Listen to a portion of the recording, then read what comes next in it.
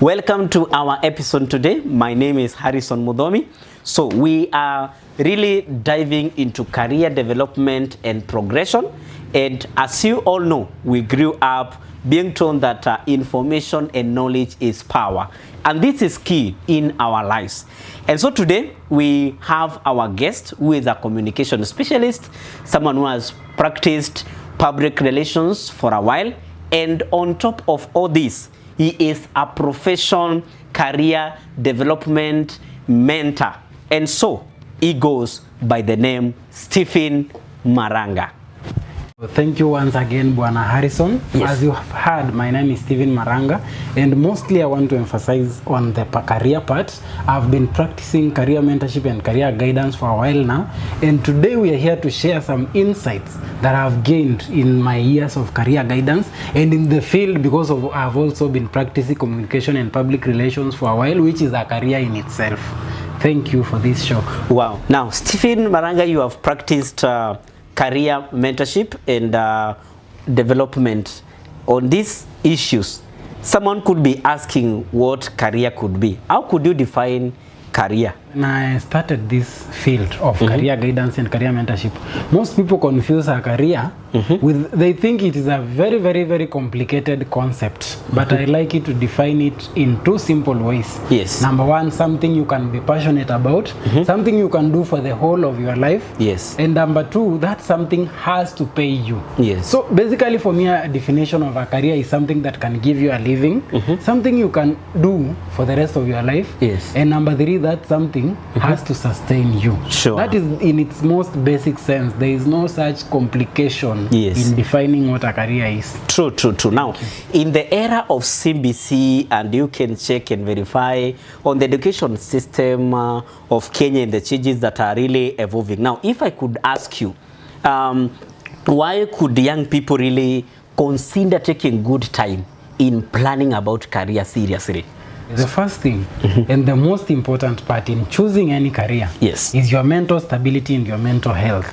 Because we've seen people in various careers, examples in our security forces, we've seen teachers, we've seen basically in all careers. You get that career, there are people who are thriving in it. There are other people who are almost committing suicide because that career is taking them the way they didn't maybe expect. So it is important to really do something we call a SWOT analysis. Introspect, look at yourself, consult mentors, spend time really trying to plan this, because that is something that will determine the rest of your life.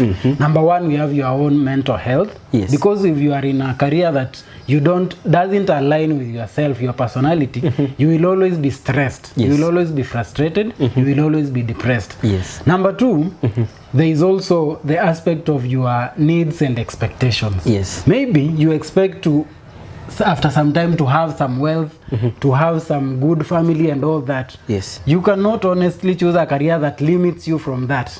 And there are many careers that limit you from that. A good example is in the church for the Catholic priests who do a good job. But in most cases, they take a vow of poverty. They don't attach themselves to material things. And number two, the vow of celibacy. So if you are a person who wants to have a family, a person who wants to have your wealth, that would not be a career you would choose. The other thing that you should, why you should really consider planning your career in advance is basically your goals and expectations and the society around you. Because there are some people again who choose some careers and then the pressure from all over becomes too much and they end up quitting the same career. The expectations are just too much, the pressure is just too much, much is expected from you, but you just want to live your own life. Maybe you are an introverted person, you want to keep to yourself.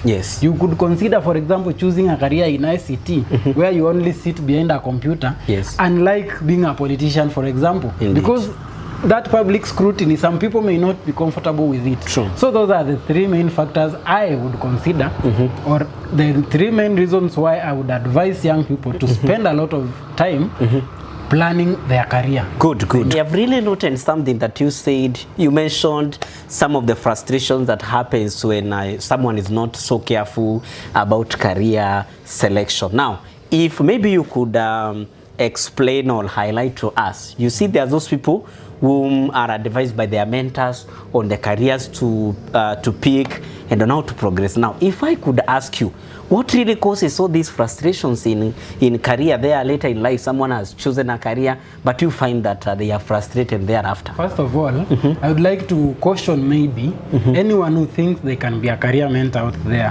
When you are mentoring someone, don't choose a career for them. Yes.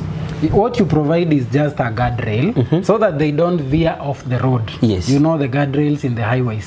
They prevent vehicles from going off, but they don't force vehicles to take a certain route. Yes. Because if you choose a career for this person, maybe somebody is just leaving Form 4, they are still very young, they don't know anything. They will pick that career because they trust you. Later in life, when it doesn't align with their personality or their expectations and all that, you would find that that person will be very, very confused. Yes. So back to your question. Good. You've asked the reason why some people may be frustrated. Yes. Number one, there is misalignment. And when defining this misalignment, I like referring to something we call cognitive dissonance. Yes. What you are forced to do vis-a-vis what your mind expects to happen. Yes. A good example I've just given you, I'm an introverted person. I don't like being around so many people. I like just doing my own stuff and getting paid and go home. But here I am, forced to be in a career where I have to work with maybe a politician, for example. Yes. I'm interacting with so many people. At the end of the day, when I get home, I'm stressed. Yes. Or in the contrary, I'm a person who loves interacting with people. I'm a person who loves socializing. I'm a person who is outgoing. Yes. And then I'm forced to sit behind a desk in an office all day. By the end of the year, my mind will just be worked up. I will be hating that place where I'm working in, honestly. And then another thing, you have a hobby. Yes. And then you choose a career that expects you 24/7, you are there, you are serious.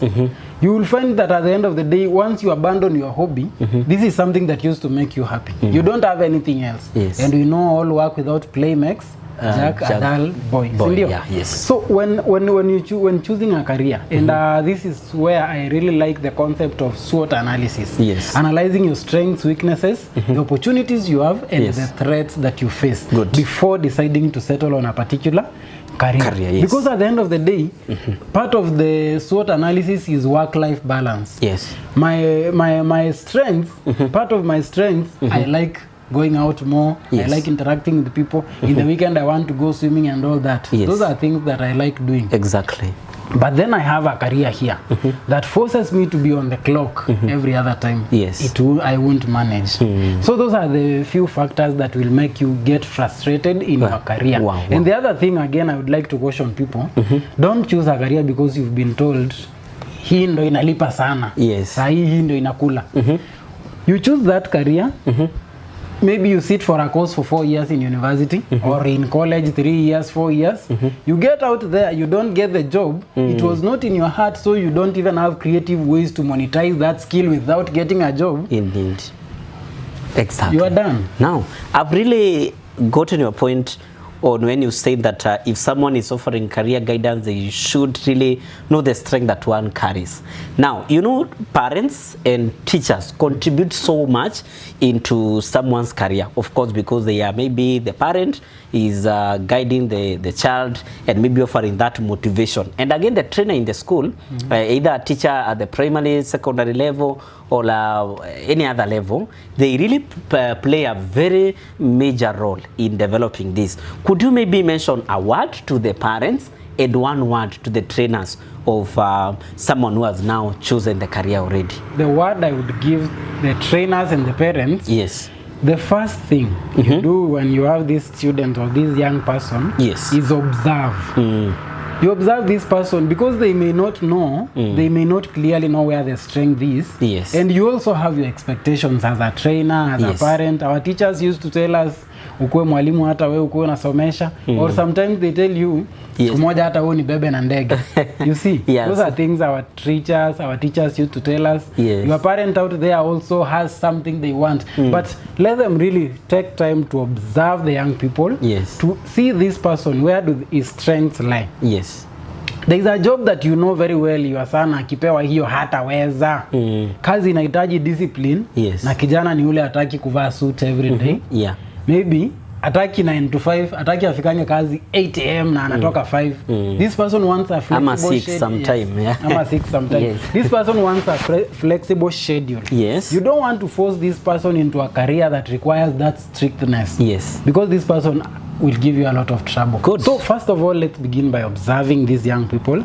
And after observing, you can be able to give guidance to guide this person towards the right way. Yes. And if you blessed with resources, sometimes they need so very few resources, especially in their formative years. Yes. Maybe mtoto wako anapenda kucheza mpira, hiyo jezi mnunulie. Good. Mnunulie hiyo mpira. Exactly. With the time you don't know, you may be having the next Cristiano Ronaldo or Lionel Messi. Yes, or Mbappe. Or Mbappe. Thank you. So you've really highlighted on the part of the parents and on the part now of the trainers. Now, I want you to give a word now to someone outside there who is considering career, a young person. My final word to that young person out there who is wondering what path to take. It will also be the same thing. Yes. Listen to yourself. Good. Listen to your inner voice. Yes. What do I want? Yes. And at the end of the day, when choosing that career, listen to your heart also. Yes. Because nowadays, unasikianga watu wanasema huku nje hakuna kazi na nini, but somebody else does the same course. They are creative enough to have ways of monetizing the course, and they end up earning money from the same course. Yes. Listen to yourself. Choose something you are really passionate about and go with it to the end, because another thing that will ruin many careers or many young people on the way is so many unfinished projects. Yes. You've tried this, it has failed. Umejaribu hii ikakataa, umejaribu entrepreneurship ikakataa, ukaenda job ikakushinda. Listen to yourself, choose one path, go with it to the end. Exactly. Now, you know, my parting shot will be long enough to at least cover the part that a miniskirt cannot cover. But first, give you a parting shot. My parting shot is just the same. Yes. Choose your career early. Yes. Plan yourself and do it to the end, because you can do it. Good. We have been having Stephen Maranga. Of course, it's great to hear this, and it's really a composite of what our life entails. Now, we hear that to be informed or to be forewarned is to be forearmed. You've grabbed the wisdom, use it. Let's shine on our future.